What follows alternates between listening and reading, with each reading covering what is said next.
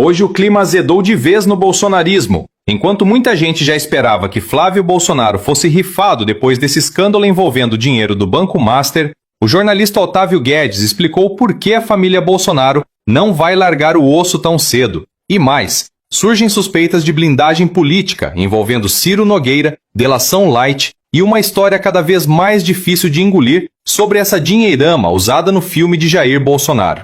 Porque uma coisa é certa, quanto mais explicam, mais estranho fica. Venha comigo e vamos entender essa farsa toda. Então, muita gente abrindo essa semana, avaliando, analisando o que deve acontecer com o Flávio Bolsonaro e especificamente a pré-candidatura dele à presidência pelo PL. Queria te ouvir a minha avaliação nesse momento, calcada muito nas conversas e também no que você avaliou na semana passada, que eu acho que faz total sentido. A pré-candidatura dele tem um objetivo, que é manter ali o nome da família, manter uma base coesa em torno do bolsonarismo, mesmo que não vença disputa. Eu não vejo nesse momento o Jair Bolsonaro, que é quem chancelou, poderia ter chancelado o Tarcísio, mas não chancelou o Tarcísio, escolheu o filho, trocando por causa da denúncia envolvendo o filme. Mas não vai mesmo. Vamos supor, numa eventual derrota de Flávio e vitória do Lula, isso não faz mal ao Bolsonaro, porque o clã vai ficar mais 4 anos como o grande opositor do Lula, na cabeça deles. Se ganha um Zema, um Caiado, um Renan Santos, alguém da direita, se ganha alguém da direita que não seja o Flávio, eles não vão ser nem governo nem oposição. É o pior do mundo para eles.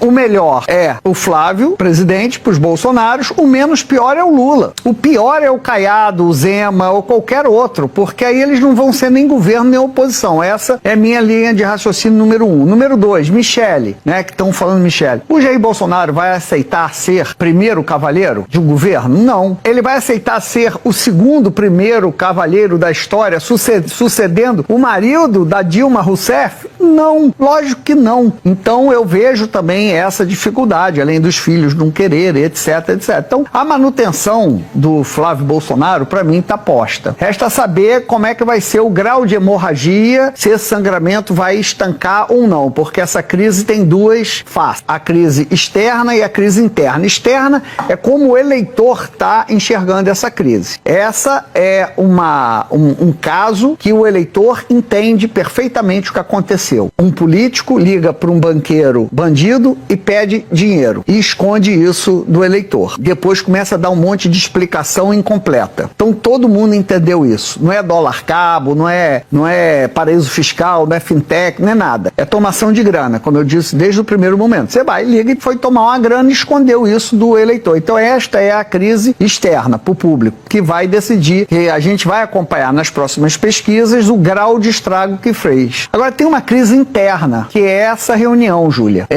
Como é que nem o Rogério Marinho tinha sido avisado que o Flávio tinha tomado grana do Vorcaro? Como é que você não avisa ao coordenador da campanha que tem isso? Qual o grau de confiança que vai ter entre Flávio? Já não há um grau de confiança, já foi quebrado a confiança entre Flávio e o coordenador da campanha. Imagina de partidos aliados que estão costurando palanques com Flávio, etc, etc. Então, como eu trouxe aqui semana passada também, nas palavras de um aliado, esse é do PL, próximo ao Rogério Marinho, se foi molecagem. Então, uma interpretação simples de que falta maturidade, falta estatura, que ele está ali apenas por ter o sobrenome Bolsonaro e não ser ali alguém sério, com compromissos ali políticos, porque consideraram uma molecagem não contar para o coordenador de campanha ainda usar a camisa Pix é do Bolsonaro, o Vorcaro é do Lula. O fato faz sentido essa leitura que você tem. Para mim não faz sentido um banqueiro que está já com a corda no pescoço, que pode a qualquer momento voltar para a papuda, querer proteger o Ciro Nogueira, que já foi flagrado ali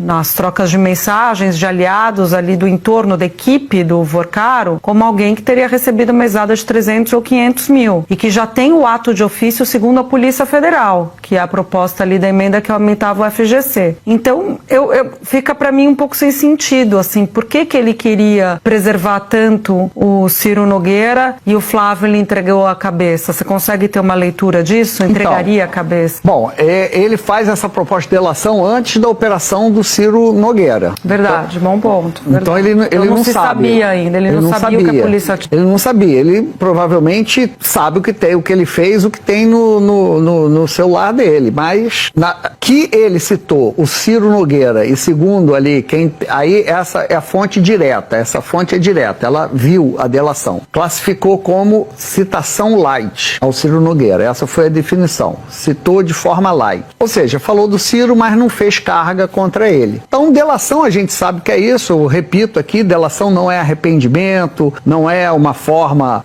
de você almejar que a justiça finalmente seja feita. É uma negociação, você tem interesse de ficar com alguma coisa, provavelmente o dinheiro, e você seleciona quem e a intensidade com que você vai contar as histórias daquela pessoa. Ele teria preservado o Ciro Nogueira e a inclusão do Flávio Bolsonaro, você pergunta qual seria o objetivo? Não sei, mas a leitura que fazem é essa, constranger o André Mendonça a aceitar uma delação fajuta. Isso eu até acho que faz sentido nessa leitura política, né? Porque ele coloca o Flávio Bolsonaro. Para mim era a tentativa de blindar o Ciro Nogueira, né? Tem lá todas as mensagens e tudo mais. O meu grande amigo de vida, né? Não é assim que ele chamava o Ciro Nogueira?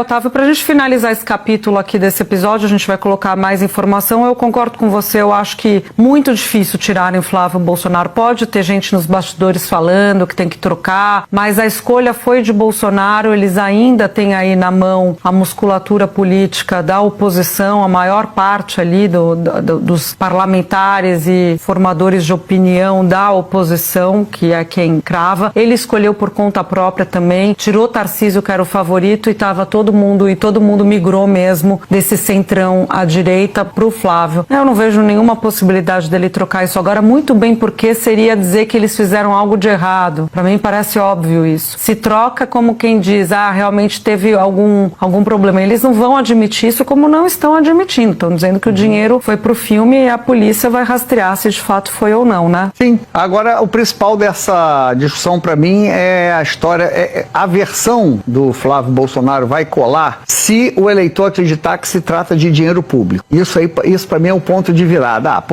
Isso aí, como rachadinha, diz assim, é o salário do cara, é o salário do assessor, o assessor faz o que quiser com o salário dele. Inclusive, isso é até uma discussão jurídica, né, se é peculato ou não. Não era considerado peculato, porque era considerado dinheiro particular. E nesse caso do Master também, o mais importante da argumentação dele é que se não tem dinheiro público. Lógico que tem, só o PL do Rio de Janeiro, partido do Flávio Bolsonaro, Rio de Janeiro, estado do Flávio Bolsonaro, governo Cláudio Castro, aliado do Flávio Bolsonaro, já tinha dado R$1 bilhão ao Banco Master quando o Flávio foi pedir dinheiro a ele.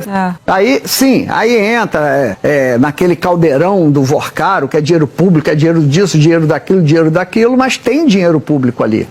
A análise do Otávio Guedes foi certeira quando ele mostra que Flávio Bolsonaro continua como candidato não porque seja o melhor nome da direita, mas porque o clã Bolsonaro não aceita perder o protagonismo. E isso é muito revelador. Eles preferem até uma eventual vitória do Lula do que ver alguém da própria direita crescer sem depender do sobrenome Bolsonaro. Olha o nível da lógica política. Se ganhar alguém como Zema, Caiado ou qualquer outro nome da direita, os Bolsonaro deixam de ser os donos da oposição. E aí acaba o monopólio político e eleitoral da família. Então a candidatura do Flávio serve muito mais para preservar o poder do clã do que para apresentar um projeto sério para o Brasil. E aí entra o problema central dessa história toda, o escândalo do Banco Master. Porque o eleitor comum entendeu perfeitamente o que aconteceu. Não é papo técnico de mercado financeiro, não é fintech, não é dólar cabo. O que ficou para a população é simples. Um político ligado ao bolsonarismo pegando dinheiro de um banqueiro enrolado até o pescoço e escondendo isso do público. E quanto mais o Flávio tenta explicar, mais complicado fica.